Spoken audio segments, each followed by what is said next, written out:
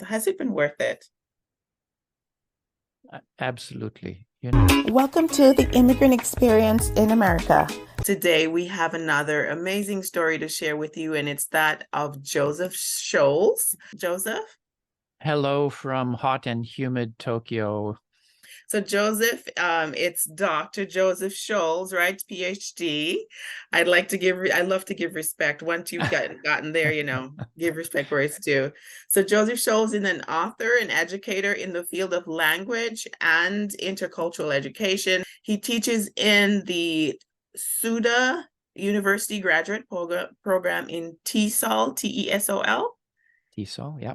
Is that English as a second language, kind of same idea? Right, that's right. So these are people who are studying to be language teachers. So I teach in this program, yeah. And he is the creator and host of the Deep Culture podcast, which is how I became aware of Joseph, of Dr. Shaules. He has lived for extended periods in Mexico, France, and Japan, and is fluent in English, Spanish, Japanese, and French. And again, welcome to the show.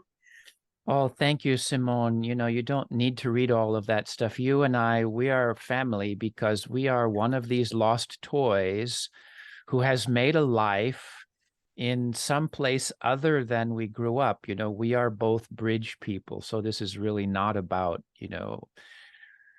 our work or our professional life. This is about sharing some experiences, cultural bridge people. I am absolutely thrilled to be with you. And I just love your podcast and the work that you're doing. Right from the top, if you could share with us, what is your heritage and, the background of your family? Well, I grew up in California, and both of my parents were born in California, which is unusual for people of their generation. So my family took pride in being Californian. So the image of California does not always match up to what it means to actually live there. And I felt there were parts of this California lifestyle that really didn't fit my personality. Everyone else wants to go to California, but I was always one of those people that wanted to go out and see the world.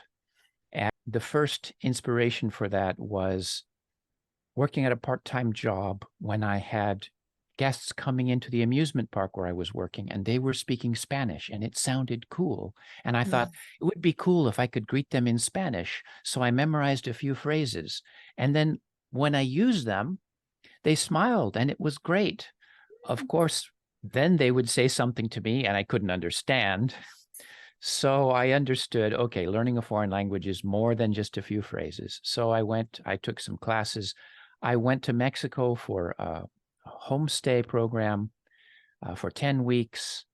And then I came across this beautiful colonial city in central Mexico, Zacatecas. And this was in the days before the internet. So it was just a spot on a map. Yeah. And my friend and I said, we have to find a way to live here. So we started a language school, and I was living in Mexico for 3 years running this language school. And for most of the time since then, I've been living outside of the United States. There was no thinking about it or getting exposure, and then you literally moved. There's something about living in a foreign country that is very stimulating. It's very challenging to adjust to a foreign environment, to be somewhere, to use a new language, to get used to another society. But that same stress is also a stimulation. It's something that you grow. I found a place where you could meet you could meet your friend on the street, and they'd say, hey, why don't you come over?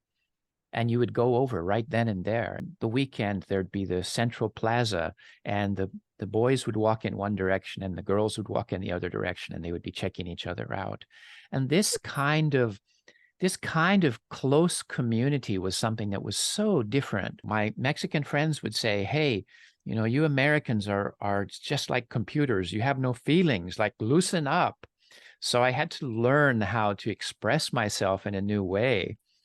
And so it's this process of entering into this other world, which really attracted me from a very young age. And of course, when I come back to California, there are things I appreciate greatly about it.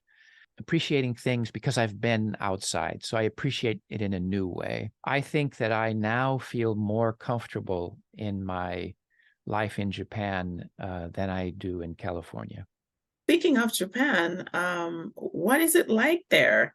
Well, I think there are kind of three Japans. One of them is traditional Japan, and people are familiar with traditional aesthetics and art forms. But then there is a kind of postmodern Japan. In Tokyo, for example, you are in a postmodern city with skyscrapers and super efficient transportation systems. In some ways, both of those things are kind of on the surface. Then the third Japan is kind of deep Japan, and that's what life is like for Japanese people.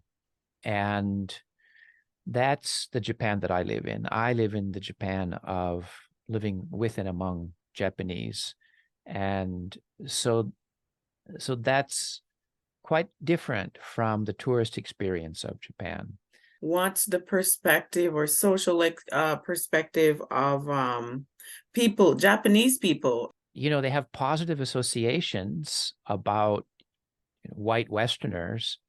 So it's pretty easy to be an American in Japan. I will say it's sometimes too easy because you have Americans living in Japan who spend years here but never really learn Japanese very well, because they can go along as the privileged white American, and people will try hard to speak to them in English, and people will be nice to them.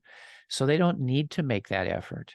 And one of the things that I study in my work is, why is it that some people adapt very deeply to a foreign environment? They really go local, and other people kind of stay on the surface. And one of the things I find is that we adapt because we have to. If you're in a position where you need to adapt to get along, to make a living, to have a job, then you adapt. And if you don't have to, human beings often take the escalator instead of the stairs, Yeah, that path of least resistance, right? In physics. Absolutely. But this has been one of my motivations living in Japan, that I did not want to be one of the Americans who did not learn Japanese and who kind of just was floating on the surface. I really was interested in having a deeper experience. So now I'm wondering, what were some of the biggest challenges that you had in your initial move? How did you manage the initial years of adjustment, and how is that going for you now? Well, I think, as for many people, the first big barrier to coming to live in Japan was legal. But I was very fortunate in that when I came to Japan, because I had a background as a language teacher, I could get a job as a language teacher. I could come with a tourist visa. And then if I could find a full-time job and find a guarantor, that I could then switch my tourist visa to a working visa. So I was very fortunate to be able to do that in the first 6 months or so that I came. And then once I had that legal status, I was able to develop my career in Japan. I'm kind of an expatriate who has become an immigrant. I started as an expatriate, but now consider myself, I'm a permanent resident of Japan. I do not have an intention of going back to the United States. But this is a process. This is a kind of gradual immigration process by where you slowly come to understand that this is my home now.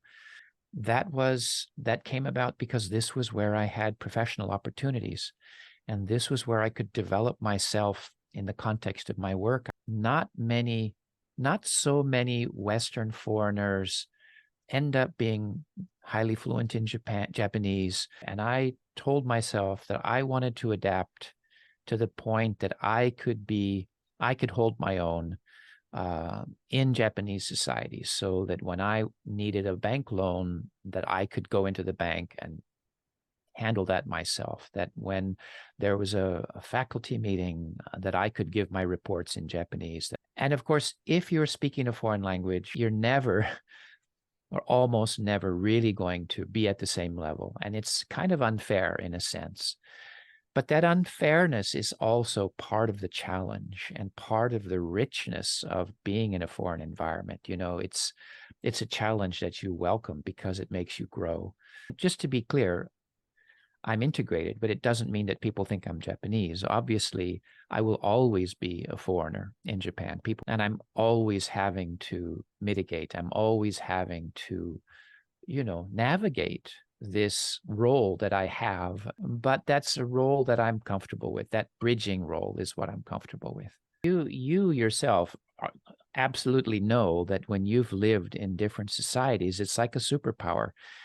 You see things that other people do not see. This is a superpower, and it's a tremendous gift. At the same time, it can be a burden. It's tiring to constantly be abridged, to have to go back and forth, to feel sometimes like you have to choose. Do I handle it this way or that way? Or I understand where they're coming from, but I just don't want to do that. Or this is something I just cannot accept about this society. I completely, I get that. We've talked before. I'm having my own journey on a daily basis.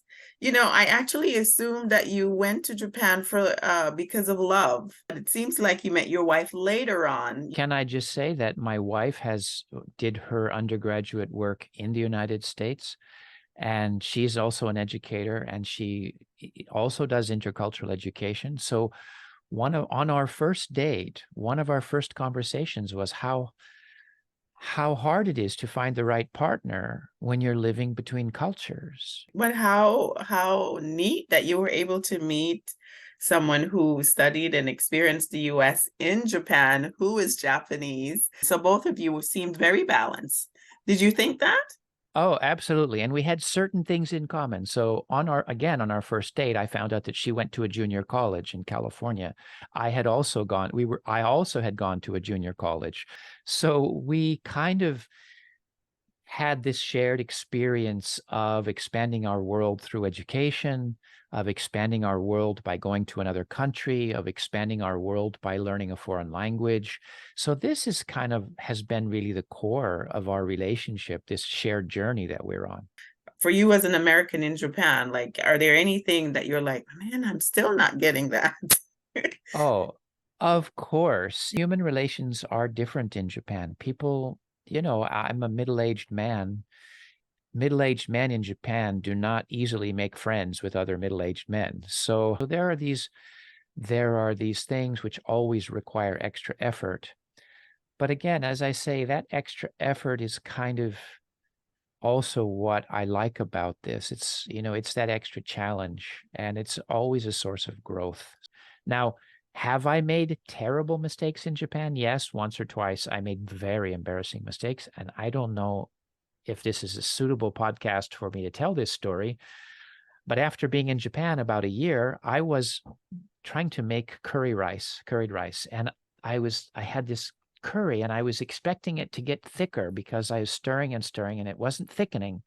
And so I called the receptionist at the school where I was working, who was a young woman in her mid-20s, and I said in Japanese, and I was conversant but not fluent. I said, "So I'm here in the kitchen and I'm cooking, and I just wanted to know," and what I wanted to say was, "How long does it take curry to thicken?"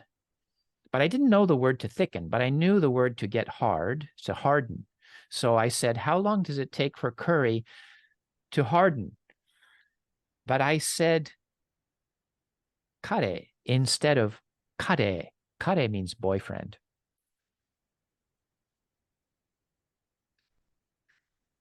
Instead of saying, "How long does it take curry to thicken?" I ended up saying, "How long does it take your boyfriend to get hard?" So How did she was, respond? he freaked out. And she said, what are you saying? What are you talking about? And I switched to English and tried to explain, but she always treated me with distance from that point on. Oh my God, is it that close? The two words? The word was, so curry is kare and boyfriend is kare. Oh my gosh. And it just happens that you were cooking curry. Yes. And wanting to talk to oh my goodness, what is the perfect storm, cultural storm?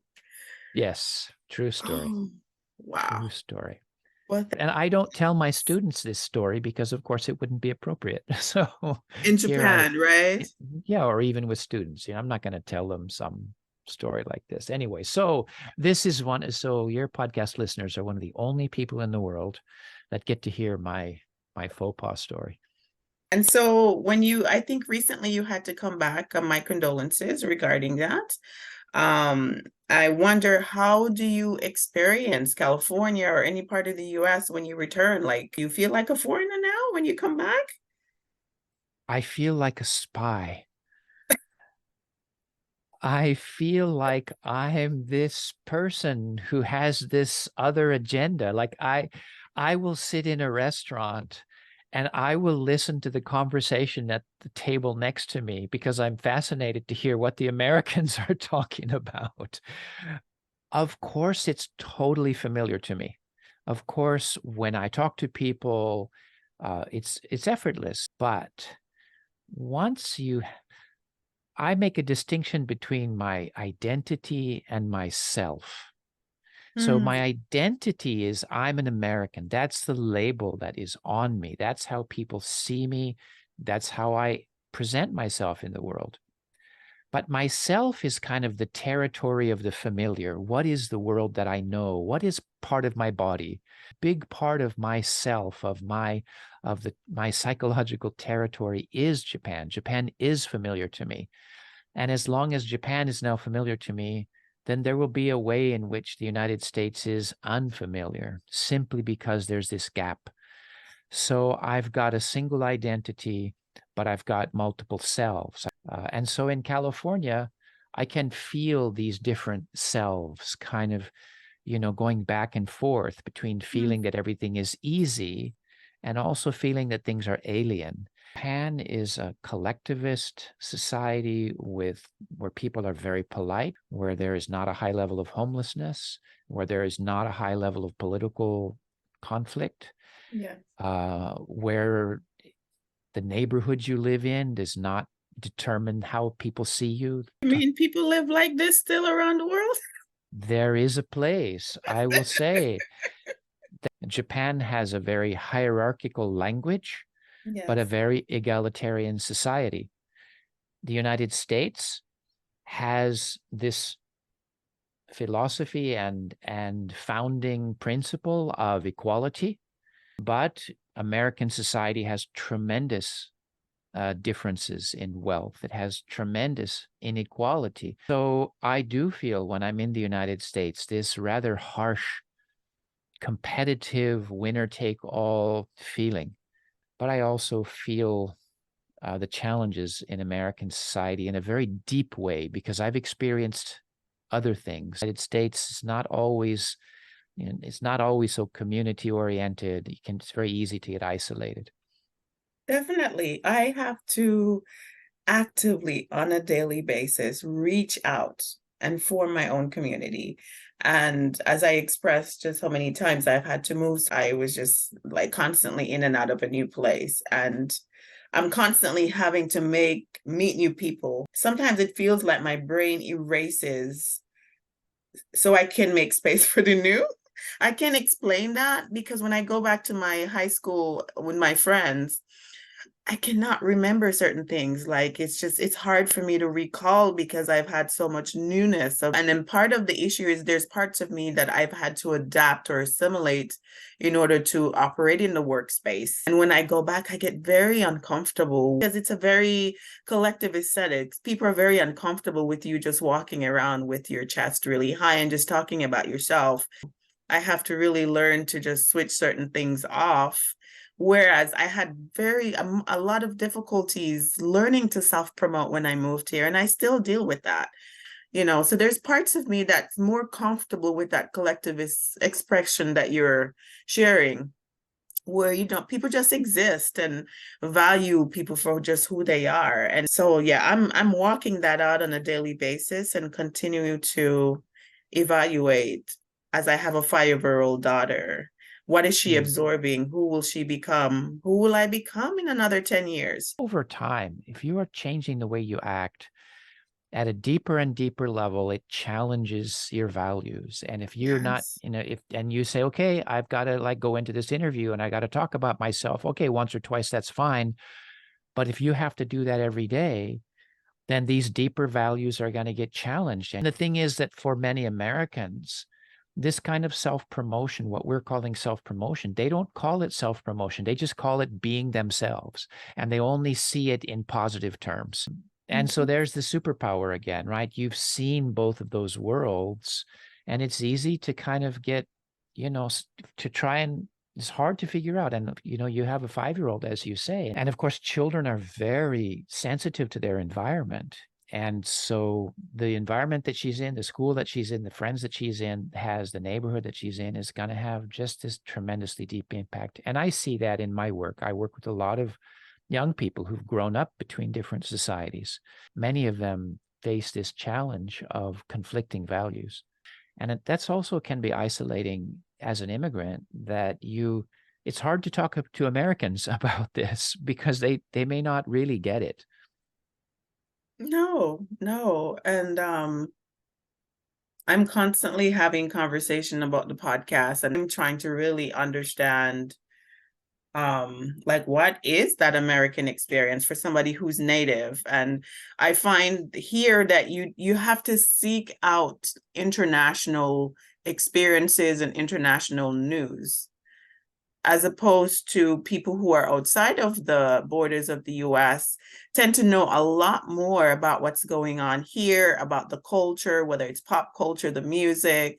I was at a Nepalese restaurant and watching a music video made in Nepal with Nepalese musicians, and it was hip hop is sung in Nepalese, right? And so here is American culture. Yes. In, coming back to me through a Nepalese music video. So American culture and American political presence is so big that many people outside of the United States have the feeling that Americans must be very international. It's quite the contrary, Well, though. big surprise. Big surprise.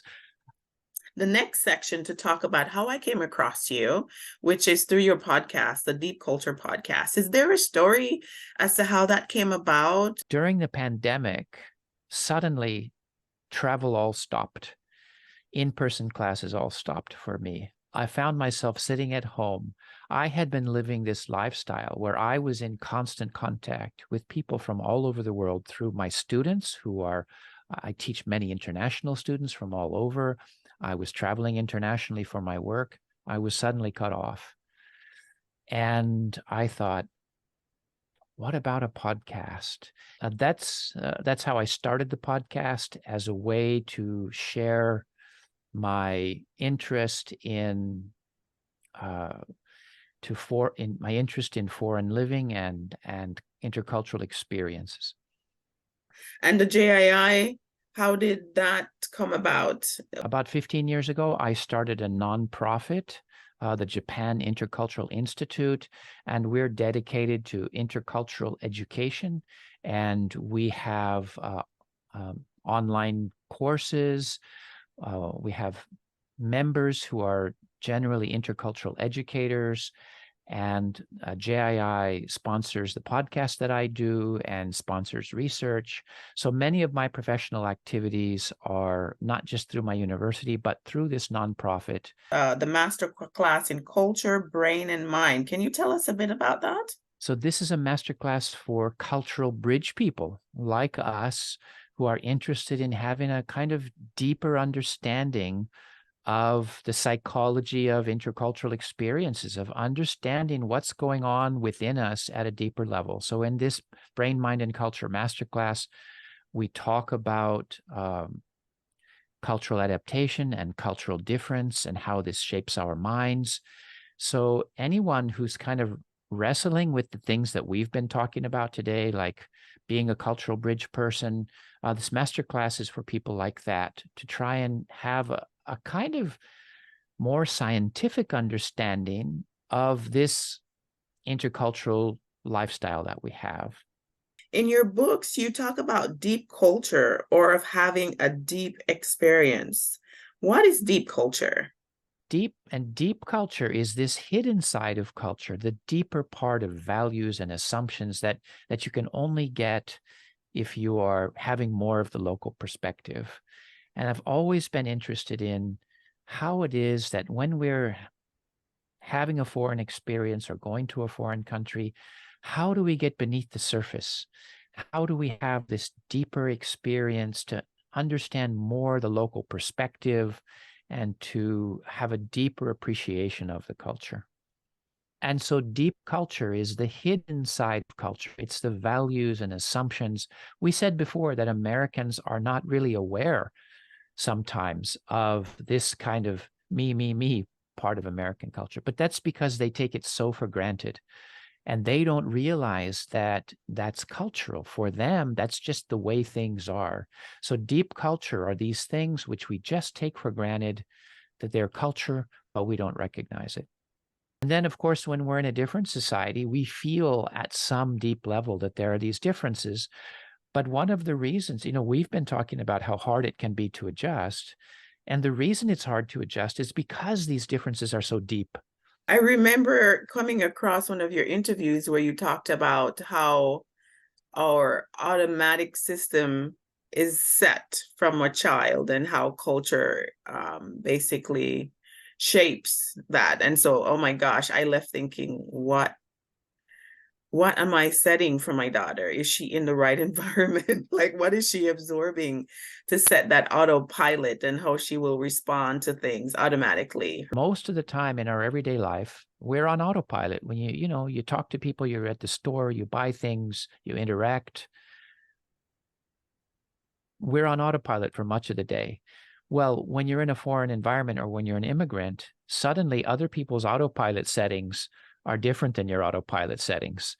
And so the things which came so naturally to you before suddenly are not natural and takes so much effort. You also talk about, I guess, I don't know if you want to share about this, the hidden challenges to global living. What are they? Well, my first book was called Deep Culture, Hidden Challenges of Global Living. And this just referred to the fact that it's easy these days to kind of get along in a foreign place. We have Google Maps, we have translation apps, we have all the information that we need. You can prepare with YouTube videos. So it's easy to be a kind of global, international person on the surface. But to have a local experience, to really be part of a local community, to really adjust to a society, that's much more difficult. And so there is a kind of naive internationalism where people just assume that, oh, the world is all the global village and we're all connected. And so now everything is fine. But no, everything is not fine. And that's one reason that we have so much conflict in the world these days, because so many societies are now kind of pulling in on themselves. And they've said, no, we don't want this globalism. We want, local, we want national. And so this challenge, the hidden challenges of global living are these deeper kinds of values. And, ultimately, human beings are tribal. And I mean that in the sense of we are loyal to the people who are similar to us. And it's a natural tendency of human beings. So when the going gets rough, we want to be with people that are similar to us. And that's part of human nature. And to go beyond that, that is a challenge. And if we really want cooperation and collaboration in a global society, we really need to understand these deeper levels of difference and we need to understand these deeper differences between people, that it's not enough to say, oh yeah, I respect difference. Well, you say that you respect difference, but do you understand that difference? Could you adjust yourself to that difference? Could you live in this society? Could you change yourself to fit in with this other way of living? And that's a very different thing. To say that you respect difference or honor diversity is easy. To change yourself in some way in order to adjust to that diversity is a very different thing. You're also interested in how culture shapes cognition. In other words, how we think and how we experience the world. Are you saying that our brains are programmed by culture? Well, that's the autopilot, isn't it? Right? That You know, some people have this idea that the brain is kind of this machine, this information processing machine, and it's just reporting the facts about the world. But that's not the way the brain works. The way the brain works is that the neural structures of the brain are shaped by experience. And our experience growing up shapes the cognitive patterns in our mind. So here's an example. If I say, think about your mother. Now, what was she like? Now, my mother was kind of reserved. She's very proper, very polite. Now, if you put me in an fMRI brain scan machine, and you put Chinese people in the same machine with the same task, you'll find that Americans, white Americans like me, when we're thinking about our mother, our brain lights up as though we're thinking about a stranger the same way. But for Chinese, when they're thinking about their mother, their brain is activated. The patterns of activation are similar to when they're thinking about themselves. Mm. So our brain is programmed by culture, not in a kind of, it doesn't train us to, it doesn't mean that because I'm this culture, I do this behavior. We're not robots. But it does give us our cultural glasses, the way that we look at the world. And it does shape our emotional qualities, and it does shape our values in a very deep way. So yeah, it's kind of programming our autopilot. Can I ask you a question? Sure. Did your daughter choose that wallpaper, or did you choose that wallpaper? Because we've got this Parisian love and a bicycle, a little girl riding on a bicycle towards the Eiffel Tower. So like, this is like what a symbol of international living. Oh, I did. I did. And then the other side of the wall has the ballet dancers and so forth. So yeah, my husband and I did.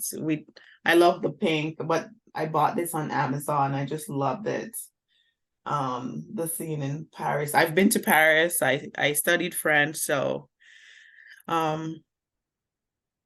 I'm not sure if I consciously chose it. Like if I was, I was just drawn to it and I thought it was beautiful, very playful. Well, you see, your autopilot has been programmed with this international mindset. And of Yes. course, this is what you're passing on to your daughter. Yes, and I hope we are. She's going to kindergarten, and interestingly, we came across a lady in the grocery store who told us about this international school. We were new to Georgia, just moved here. We had no idea. And she's going to this international school where they teach, it's a full immersion school where they have, I think it's Mandarin, German, French, and Spanish, and she's in the French track. She got into the French track.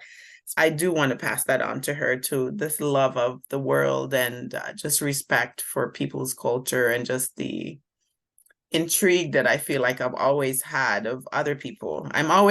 So that's the intercultural mind. One of my books talks about the intercultural mind.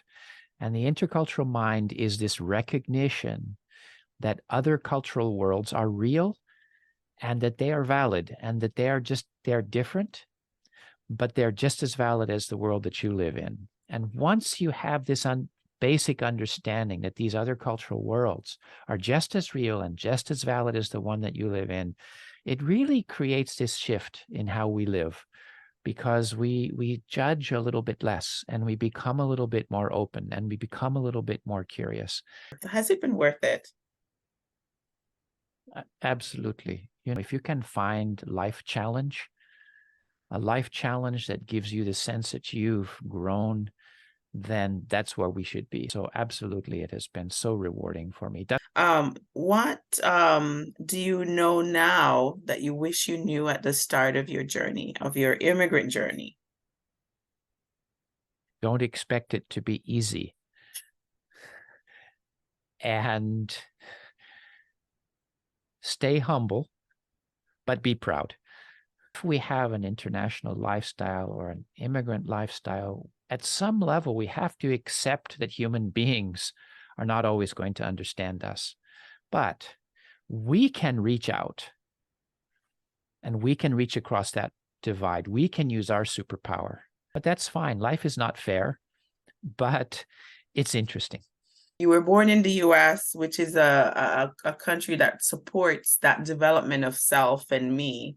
So in a sense, it did help you, right? Well, you're right that, I did grow up with this idea that I had to discover my own path. As an American, I had to find success and be unique. And this is the way that I've discovered to do that. So you're absolutely right. On the other hand, I'm living in a country where people do not live this way. So in my everyday life, I have to give up this idea of promoting myself. So there's this irony that I have become myself by no longer being the person who's constantly striving to be myself. Wow. What a quote. That's a tweet right there. Oh my goodness. Okay. The word this year has been for me surrender. Find beauty in the now. Like Eckhart Tolle has been, you might have heard me listening to him when you came on. He's one of the authors that has really guided me in the last 2 years since my mom passed. It just really, because I felt like I was just rushing through life. I've been humbled and learned to just surrender to the beauty of what life is here in the US and trying to become whoever I will become, being a hybrid of the previous culture and this culture or third culture, whatever it is that I'm going to become will just, it will naturally happen. So now, my wife, who loves cooking, will say that when you go to a new society, you're being put into a different kitchen. And so you've got different ingredients on the shelf, maybe some of the same ingredients, but you are still the cook. You're using the ingredients that are around you to make the dish that only you can make. So I totally agree with you that we surrender to the fact that we are where we are and life is what it is. And then with those ingredients, we create something beautiful for ourselves. I think that's a wonderful sentiment. yes, definitely. So I wonder if you have any parting advice for immigrants living in other countries around the world who might find themselves in a place of resistance or struggle. I don't understand why this culture is like this. Why is it this way? So first of all, just to accept that that is what you're feeling. We need to accept that our feelings. It's okay to be stressed. It's okay to be frustrated. And to move beyond that really simply requires time and caring. We need to care about the people around us. We need to care about the place that we are. And every time we start to care about the things around us and our new environment, that helps us connect. And it's connections which help us get over this feeling of adjustment and stay connected to people back home, but keep building new connections in your new environment, because it's connections which help us go beyond. Thank you so much for your time. And I felt very like I was here with you, and I thank you for the journey.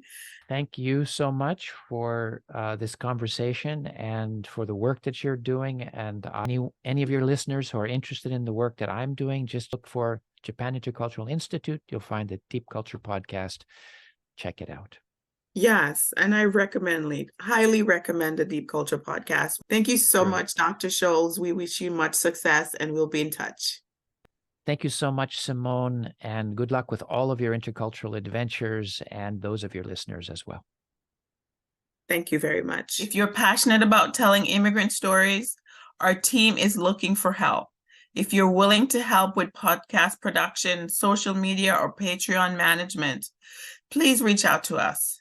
You can also donate on our Patreon if it's easier for you. Friends, as always, please subscribe, comment, and share if you enjoyed this interview.